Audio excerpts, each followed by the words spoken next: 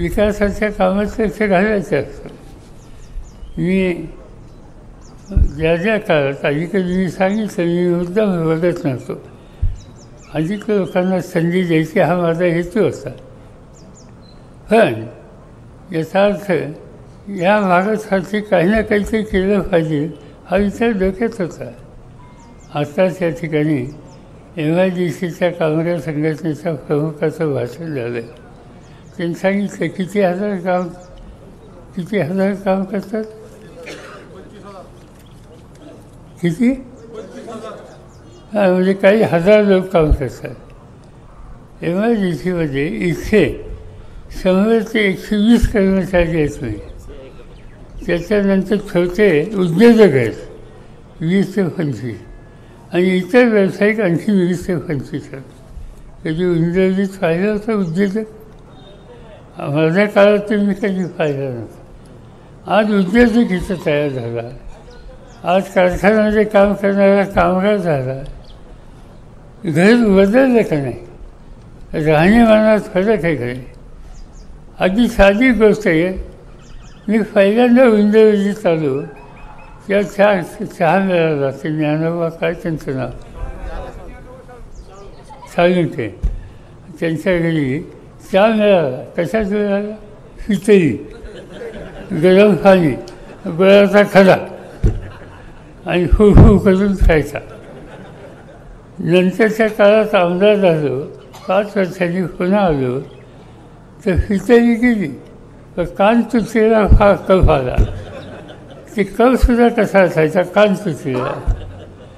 आणि त्याच्यानंतर आल्याच्या नंतर गावात चित्र बदललेली दिसते.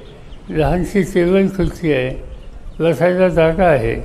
पूर्वी कीर्तन टाकायची खाली, कीर्तन माहिती आहे ना होतं, त्यांची कीर्तन विचारणे असं गेलं. असं बसायला चांगली जागा आहे. घराची मुलगी सून चेवरनं चहा घेऊन येते आणि चहा तुम्हाला देते. हे जे बदललं आहे, घराचं राहणीमान बदललं आहे, त्या सगळ्याचं कारण सतत जी काही कामं केली त्यामुळे.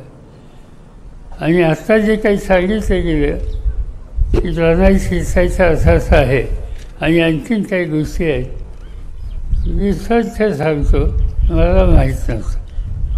पण माहीत नव्हतं, पण मी आता लक्ष घालीन आणि होत कसं नाही बघेन.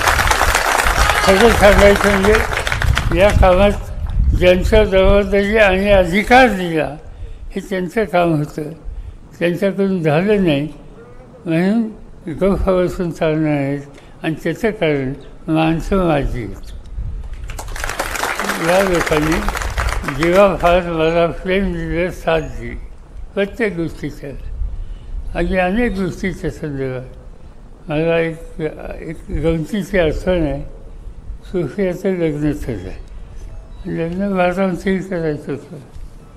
आता लग्नाला सगळीच माणसं असली तेव्हा गावच्या सगळ्याच लोकांना निमंत्रण दिलं. काही हजार लोक त्या ठिकाणी आले.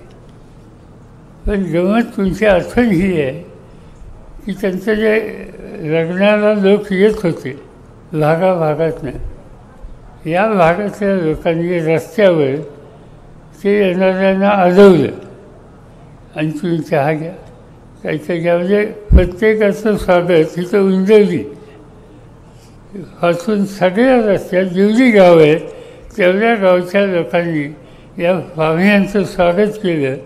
आणि हेतू काय की माझ्या घरच्या मुलीचं लग्न आहे.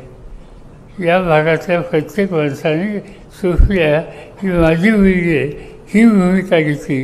आता एवढं फेम त्यांनी दिलं, त्यांचं काय